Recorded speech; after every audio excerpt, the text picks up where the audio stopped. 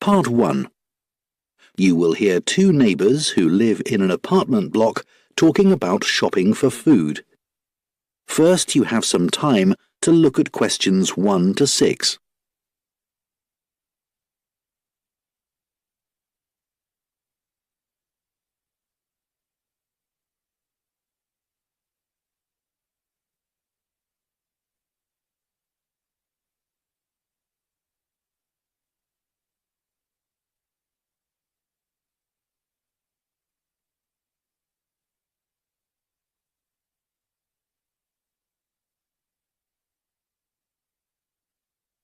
Now listen carefully and answer questions 1 to 6.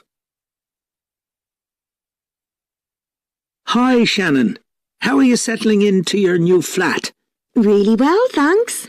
You look like you're going shopping. Yes, I am. My cousins are coming to stay for a couple of days and I have to cook for them. Well, there are plenty of places to buy food in Kite Place. It's the area by the harbour. Oh, okay. I'll find that on the map. Thanks. What sort of food do you need to get? Well, neither of them eats meat, but they both like fish. Well, there's a really good fish market there. Oh, great. Where is it exactly? It's at the far end of Kite Place. So you have to go over the bridge, and then it's on the right. Okay. Is it open all day? It doesn't close until 4, but I'd recommend going earlier than that. It does run out of some things. Oh, I don't want that to happen. As long as you get there by 3:30, you should be fine. It's only 11 now, so plenty of time. Right. Do you need to buy vegetables too? I do, and I want to avoid all the plastic packaging in the supermarket. Well, there's a really nice organic shop there. Now, what's it called? It's the name of a flower. I know, it's Rose. Oh, that's a nice name. Yeah, it sells vegetables and quite a lot of other stuff. And where's that? Well, as you reach the market, you'll see a big grey building on your left. I think it used to be a warehouse. Anyway, now it's a restaurant upstairs, but the ground floor has 2 shops either side of the entrance, and it's the one on the left. That's easy enough. You can't miss it. There's also a big sign on the pavement, so you can look for that. Fine. I guess if I need anything else, I'll have to go to the supermarket. Yeah, you should be able to get everything you need. But there's a minibus that goes to the supermarket if you need it. It's purple, and the number is 289. Thanks. That's great. Before you hear the rest of the conversation, you have some time to look at questions 7 to 10.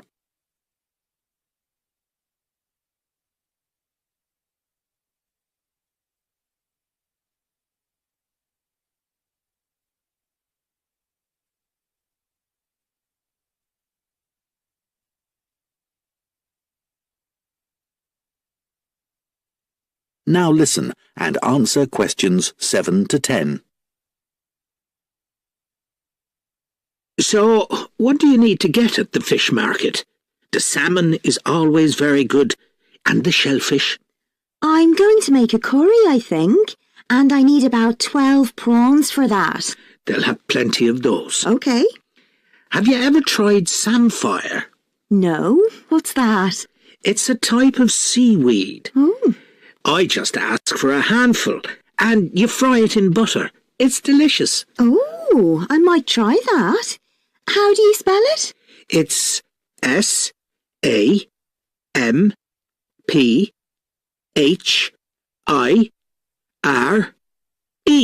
Great. It's always good to try something different. Yeah.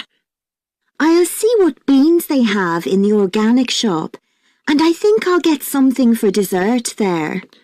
How about a mango? I'm not sure. They're not always ripe. I'd prefer a melon.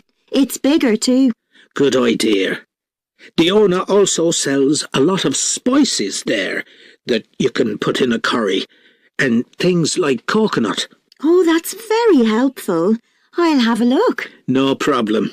I know bread doesn't really go with curry, but I always like to have some in case. As I said, all the bread is homemade, and there's lots of variety. I like the brown bread myself. Sounds good.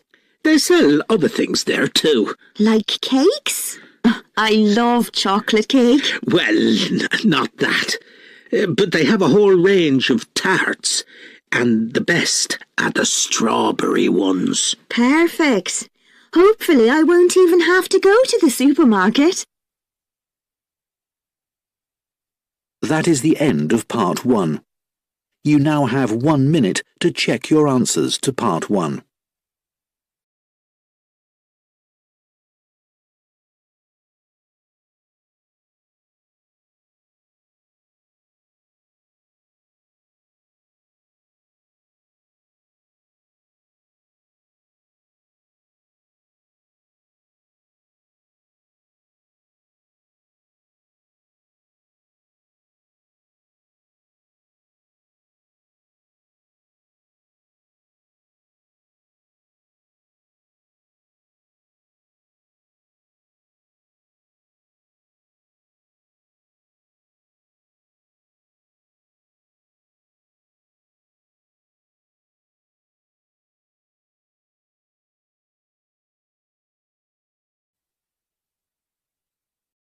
Part 2. You will hear the organiser of a children's book festival giving some information about it on a local radio programme. First, you have some time to look at questions 11 to 16.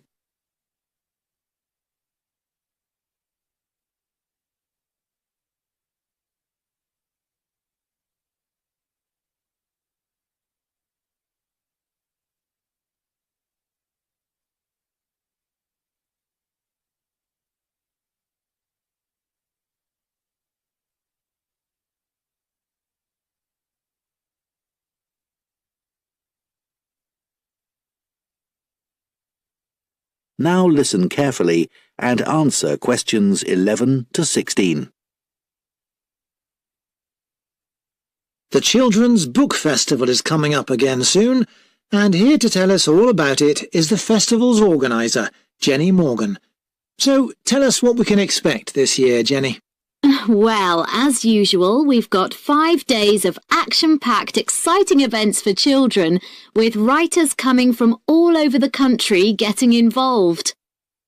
Just to give you an idea of what's on offer in the workshops, first of all, there's a very special event called Superheroes. This is a chance for deaf children to share their reading experiences with author Madeline Gordon, who is herself hearing impaired. Just Do It is a practical workshop led by the well-known illustrator Mark Keane. He'll take participants on a magical journey to faraway lands with an opportunity for aspiring actors to do some role play. Count on Me is an inspiring and entertaining look at the issues of friendship for 13 to 14-year-olds. It looks at some of the friendships described in popular books and asks participants to compare these with their own experiences. Speak Up is part of a series of workshops on the subject of mental health. This is a creative writing workshop encouraging children to describe situations where young people experience loneliness. A recent survey revealed that children can be lonely even when they're at home with their families. Jump for Joy, as many of you will know, is the heartwarming best-selling story by Nina Karen about a young girl's trip to visit her relatives in India. It recently received the gold medal at the Waterford Awards.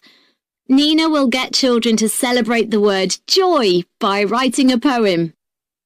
Sticks and Stones is the beautifully illustrated picture book for young readers about a community who organise an African Caribbean festival to help local children learn about their Jamaican roots.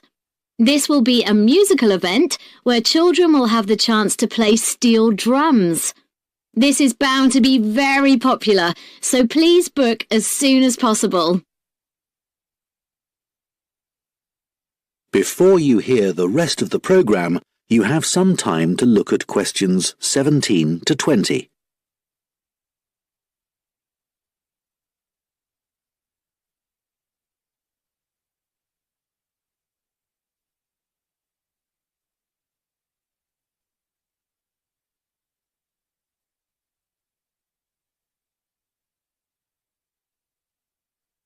Now listen and answer questions 17 to 20.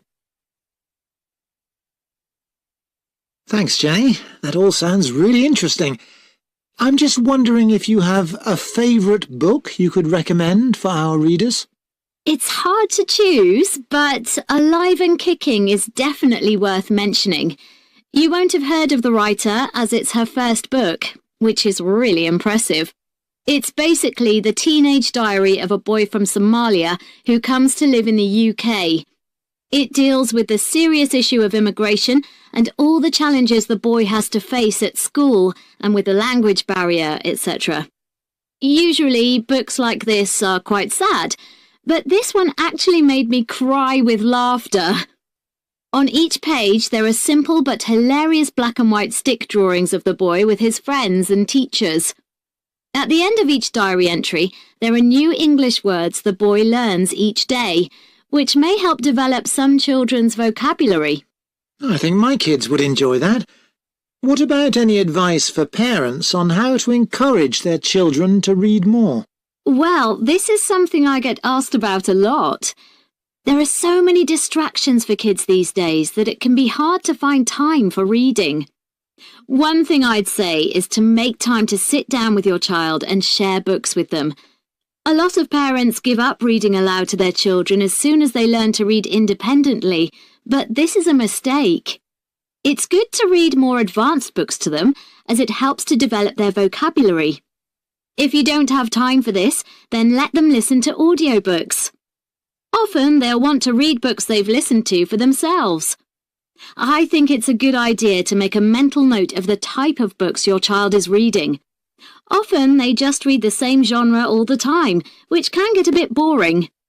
You can introduce new authors and genres to them. Librarians should be able to help you with this. Well, Jenny, I think that's really useful advice.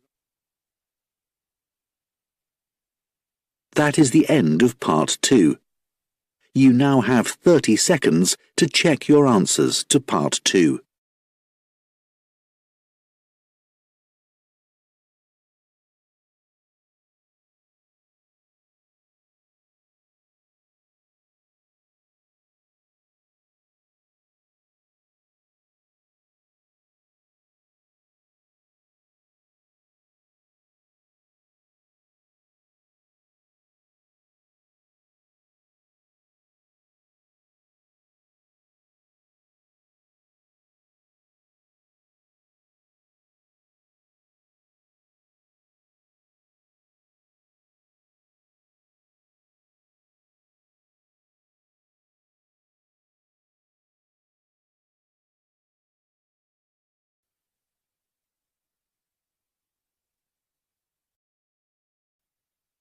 Part 3. You will hear a trainee science teacher called Claire talking about her practical teaching work to another trainee called Jake. First, you have some time to look at questions 21 to 25.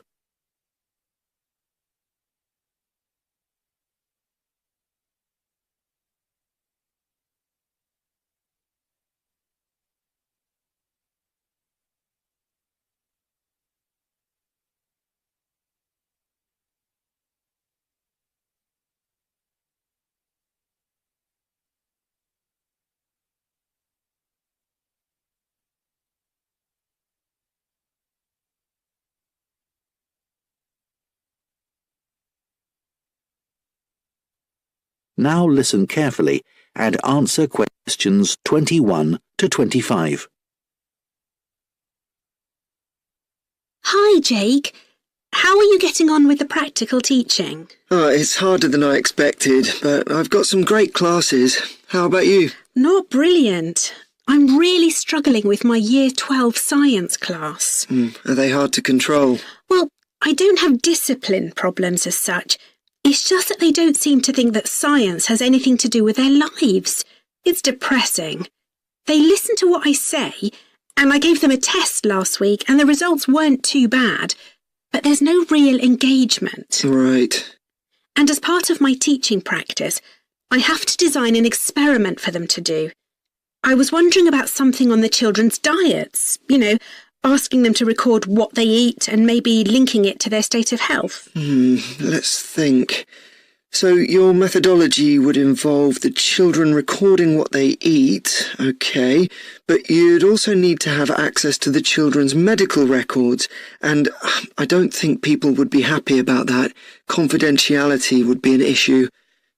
If you could get the right data, the conclusions might be significant, but I suspect it's not going to be easy. Right. Have you thought about doing an experiment using animals? Wouldn't that be upsetting for the children? Well, the animals don't have to be harmed in any way. It could just be an experiment where they're given a certain diet and the effects are observed. Would I have to get permission to use animals? Yes, you'd have to submit an outline of the experiment and fill in a form, but it's quite straightforward. But if we found out that, say, a particular diet affects the health of animals, the same thing wouldn't necessarily be true for people, would it? No, that's true. But the findings for any experiment are going to be limited. It's inevitable. I suppose so. So, what animals could I use to investigate the effects of diet? Mice? Yes, you'd need experimental mice, ones that have been specially bred for experiments. OK, so what will your experiment be investigating exactly? Well, something to do with nutrition. So maybe we could look at food supplements, things like extra iron and extra protein, and their impact on health. That might be rather broad. Maybe just look at the effects of one supplement, like sugar, on the health of the mice. In fact, maybe the focus could be on whether mice can control their own diet. So what happens when they have access to more sugar that they don't really need? Exactly. Do they eat it, or do they decide to leave it? Great. Then later on you could do a follow-up experiment adding another variable, like you could give some of the mice the chance to be more active, running on a wheel or something, and the others just sit around and don't do much. Or I could repeat the experiment but change the type of food I provided, or use mice with a different genetic structure. But I think your idea would be more interesting. I might think about that some more. Before you hear the rest of the discussion, you have some time to look at questions 26 to 30.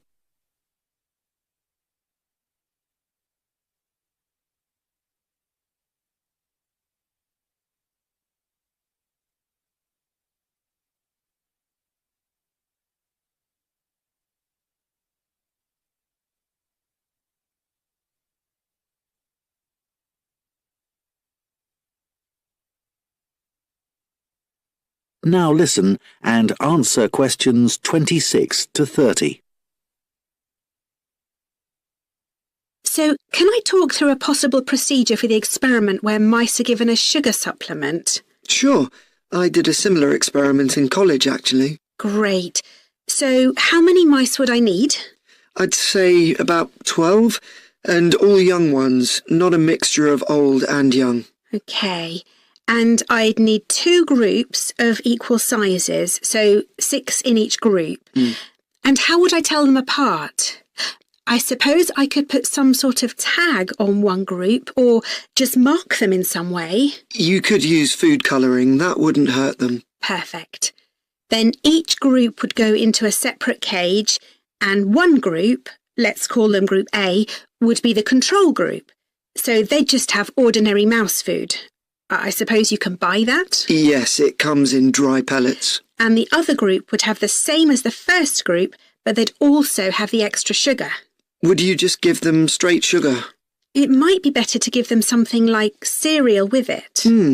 Then you'd need to weigh the mice, I should think, once a week. And you'd need an electronic balance.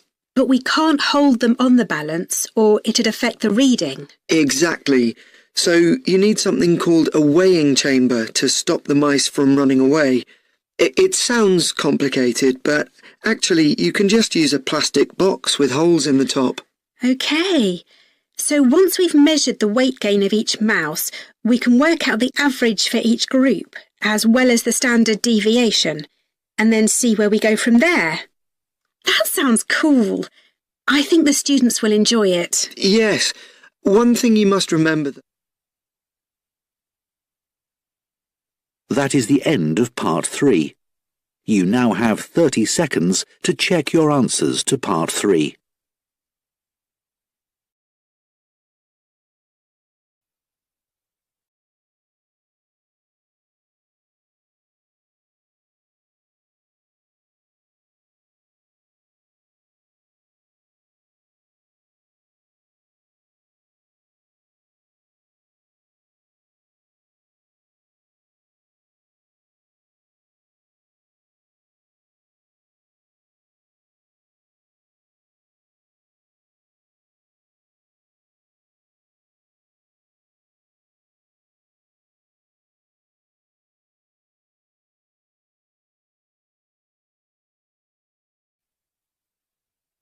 Part 4. You will hear part of an environmental science lecture about microplastics. First, you have some time to look at questions 31 to 40.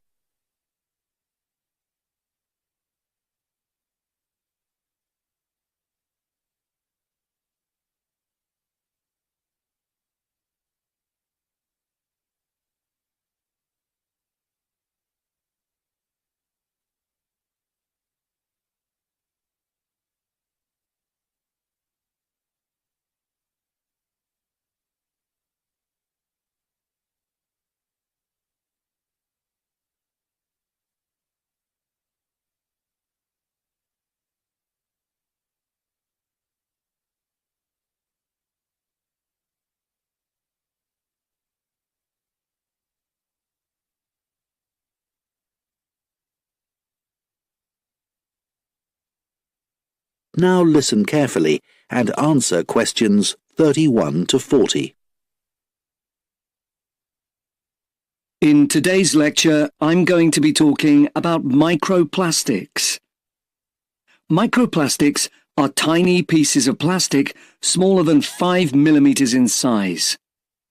Recently, there's been a greater awareness that there are large quantities of plastic waste, big and small, in the environment. The amount of plastic waste in the oceans has received widespread attention, but far less is known about the effects of microplastics in fresh water and particularly in soil. Microplastics can enter the environment via a number of different sources. Threads and microfibers detach from synthetic clothing every time they're put in a washing machine, and these find their way into the water system. Other sources include big pieces of plastic waste that are already in the environment, and these break down into microscopic particles over a period of time. On a larger scale, factory waste is another route, as are tyres, which wear down as cars, lorries, and so on travel along road surfaces. We already understand some of the impacts of microplastics from studies involving fish and other animals. There is evidence that microplastics harm small creatures in a variety of ways, such as by damaging their mouths or by impairing their ability to feed, for example when microplastics get lodged in their digestive system. Surprisingly, perhaps, it is likely that humans consume microplastics, as these have been detected in a wide range of food and drink products, including bottled water, as well as in water that comes direct from the tap. What's more, salt and many kinds of seafood have also been found to contain microplastics. However, it's important to underline that there is not yet conclusive proof that microplastics cause significant harm to people. In many countries, including here in the UK, there is legislation which prevents manufacturers from adding plastic microbeads to shower gels, facial cleansers, and toothpaste. It is very difficult to accurately estimate the total amount of microplastic particles in the soil, as they can be hard to detect. But we do know they are carried in the air and deposited in the soil by rain. What's more, many of the fertilizers used by both farmers and gardeners contain microplastics.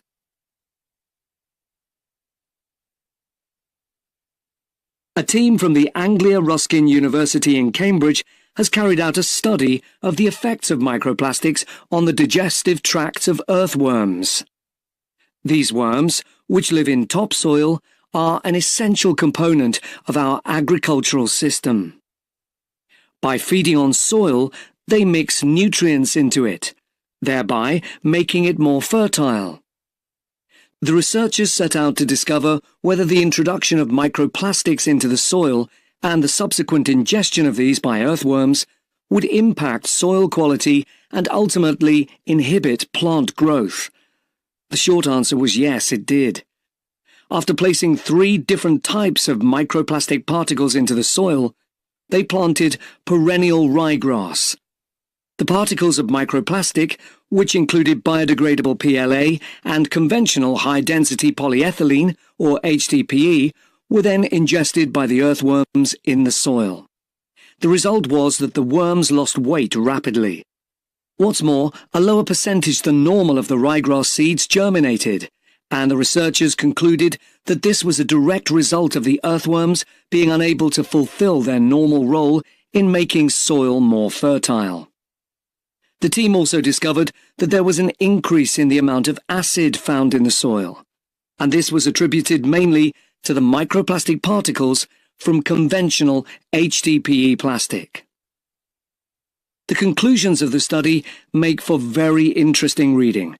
I've included the reference in the notes to give you at the end of this session. To summarize, the authors proposed the idea that we need to regard soil as we would regard any other process in nature. This means we should accept the implications of soil being dependent on decaying and dead matter constantly being passed through the bodies of earthworms. That is, when soil becomes impoverished by the presence of microplastics, not only ecosystems, but also the whole of society are negatively impacted. That is the end of Part 4. You now have 1 minute to check your answers to Part 4.